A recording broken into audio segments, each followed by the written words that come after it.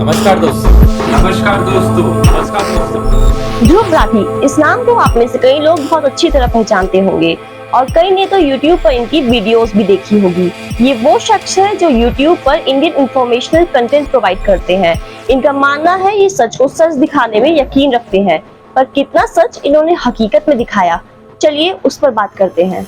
मैं इनकी जन्म कुंडली पर ना जाते हुए सीधा बात करूंगी 2014 से, जब इन्होंने पूरी की थी अपनी इंटर स्कूल की एजुकेशन। ये वही साल है जब भारत में भाजपा ने अपनी सरकार बनाई थी। इधर भाजपा सरकार में आई, उधर ही पहुंच गए जर्मनी अपने ग्रेजुएशन के लिए, जहां इन्होंने एडमिशन लिया मैकेनिकल इंजीनियरिंग में। इसी साल इन्होंने एक यूट्यूब चैनल भी शुरू किया, जिस पर 11 जून 2014 को इन्होंने एक ट्रैवल ब्लॉग डाला, जैसे कि उस समय आम यूट्यूबर्स करते थे। बट उसके बाद इन्होंने अपना कंटेंट चेंज कर दिया और अपने चैनल पर अपलोड की तीसरी video BJP IT cell expose, जिसमें इन्होंने बीजेपी को डायरेक्ट टारगेट किया। बीजेपी आईटी सेल की खास बात क्या है कि ये आधी से ज्यादा झूठी खबरें फैलाते हैं। वैसे तो ये कई तरह का कंटेंट बनाते हैं, जैसे स्कैम्स, मिस्ट्रीज और साइंस, पर जो इनका कंटेंट सबसे ज्यादा वायरल होता है वो है पॉलिटिकल कंटेंट। वे कहते हैं, नहीं मैं तो किसी पॉलिटिकल पार्टी से बिलोंग नहीं करता, पर जब आप उनकी वीडियो देखेंगे तो आपको पता चलेगा ये वीडियोस कहीं और ही इशारा करती है। इनमें इतना देश प्रेम है कि देश में रहते ही नहीं और खुद को कंपेयर करते हैं सुभाष चंद्र बोस से, जिन्होंने इस देश के लिए कितनी समस्याएं झेली और कितनी यातनाएं सही। 26 जून 2024 को इन्होंने एक वीडियो रिलीज की, जिसमें खुद को प्रधानमंत्री मान रहे थे। मिस्टर ने शपथ तक ले ली। मैं ध्रुव राठी सत्य निष्ठा के साथ शपथ लेता हूं कि विधि द्वारा स्थापित भारत के संविधान के प्रति सच्ची श्रद्धा और निष्ठा रखूंगा। पागलपन की भी कोई हद होती है कि नहीं? आज खुद को प्रधानमंत्री मान रहे हैं, कल भगवान मानने लग जाएंगे। देखो, वैसे तो अभी के लिए पॉलिटिक्स में आने में मेरी ऐसी कोई ख्वाहिश नहीं। अपने पूरे होने के लिए हमें पहले सपने देखना जरूरी है। पिछले दिनों तो इनकी नजर प्रधानमंत्री नरेंद्र मोदी की लोकप्रियता पर थी, अब इनकी नियत उनकी कुर्सी पर भी आ गई है।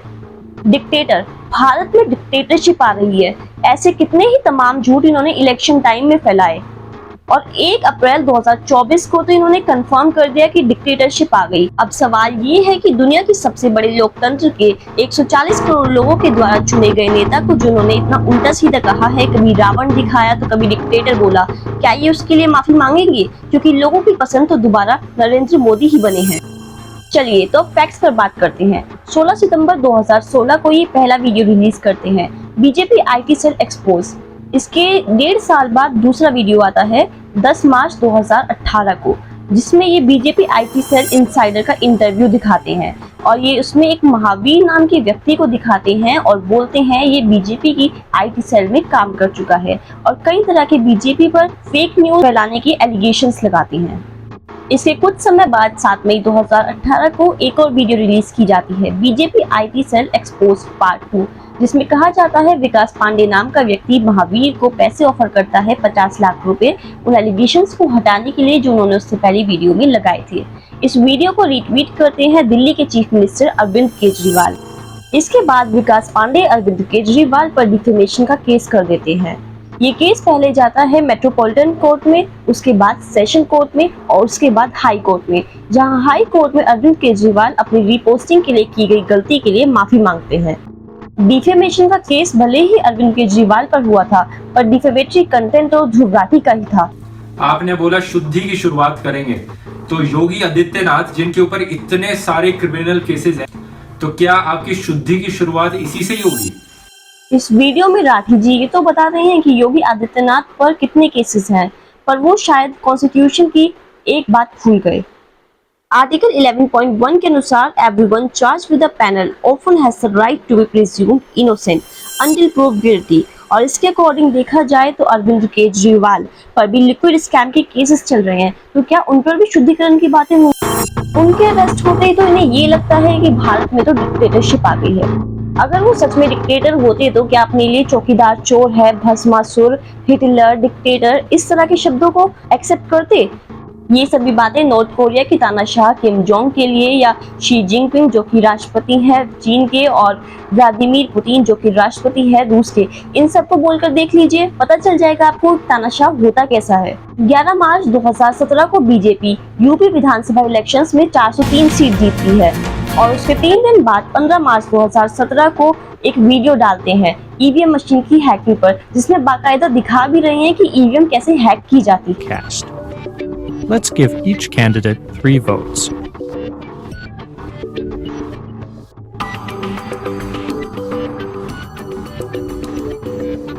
Later, the votes are read from the EVM during a public counting session. The display shows that candidate 1 wins with 7 votes, but something is wrong. हमारा इलेक्शन कमीशन कई बार बोल चुका है कि ईवीएम की हैकिंग पॉसिबल नहीं है, पर मजाल है कि हमारे देश के इलेक्शन कमीशन पर ट्रस्ट हो। स्वाति मालीवाल केस जैसे सेंसिटिव केस में इन्होंने दखलंदाजी की, जिसकी वजह से स्वाति मालीवाल की इमेज बिगड़ी और उन्हें जान से मारने की धमकी तक मिली।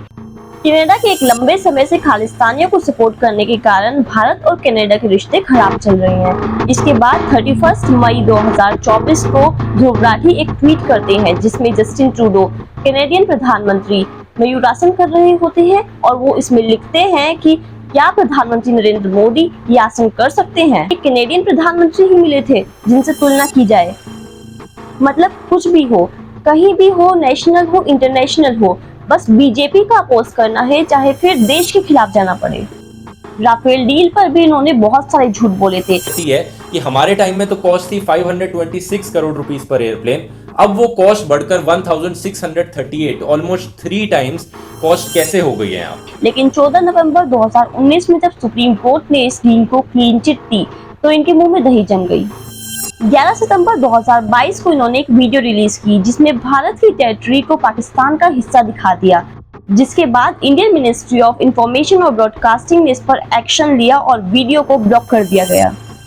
पंजाब में आम आदमी पार्टी की सरकार के राज में अमृतपाल जैसा आतंकवादी पनपता है, उनसे नो क्वेश्चन।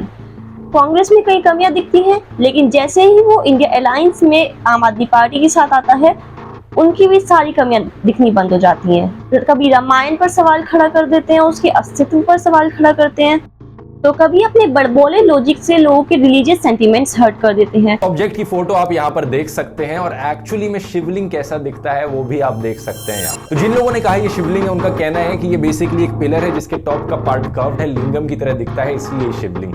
पहली बात तो ज्ञानवापी में मौजूद आकृति को सिर्फ शेप देखकर शिवलिंग नहीं कहा गया था, बल्कि हिंदू स्क्रिप्चर्स में इसका जिक्र है और एएसआई सर्वे में भी वहां हिंदू आइडल्स और मूर्तियों के होने की मौजूदगी मिली थी। इनके चैनल पर शुरुआती दौर में मनीष सिसोदिया की कुछ इंटरव्यूज हैं, जिसमें ये ऑर्डिनल फॉर्मूला पर और दिल्ली के स्कूलों पर बात कर रहे हैं। वहां तो इनसे सवाल नहीं पूछे गए। दिल्ली की सड़कें हर साल बारिश के समय में समुद्र बन जाती हैं, वहाँ के लोगों को कितने समय तक पोल्यूशन में रहना पड़ता है, जिसकी वजह से उनका दम घुटता है, वहाँ इनसे सवाल नहीं पूछा जाता। ये अपनी वीडियोस में जो न्यूज आर्टिकल्स दिखाते हैं वो मेजॉरिटी में प्रिंट, न्यूज लॉन्ड्री और न्यूज प्रिंट के होते हैं, जिसमें ये खुद प्रिंट में कई सारे आर्टिकल्स लिख चुके हैं, जो कि मैं आपको स्क्रीन पर दिखा रही हूँ। ये सभी आर्टिकल्स इन्होंने खुद लिखे हैं। तो बताइए, यही आर्टिकल्स ये खुद लिखते हैं, उसके बाद फैक्ट के तौर पर अपने चैनल पर पेश कर देते हैं। अगर मैं इनके सारे जुमले और छलावे आप लोगों के सामने पेश करूं तो शायद घंटों की वीडियो बन जाएगी। तो मेरा आप लोगों से यही निवेदन है कि अगली बार जब इनकी वीडियोस देखें तो फैक्ट्स को जरूर एनालाइज करें और अपने दिमाग को खोलकर सोचें कि क्या वो जो बोल रहे हैं वो सच में सही है या फिर एक झूठा प्रोपेगेंडा मेकिंग। मैं अंशिका गुप्ता विदा लेती हूँ आपसे, दोबारा मिलेंगे नेक्स्ट वीडियो में।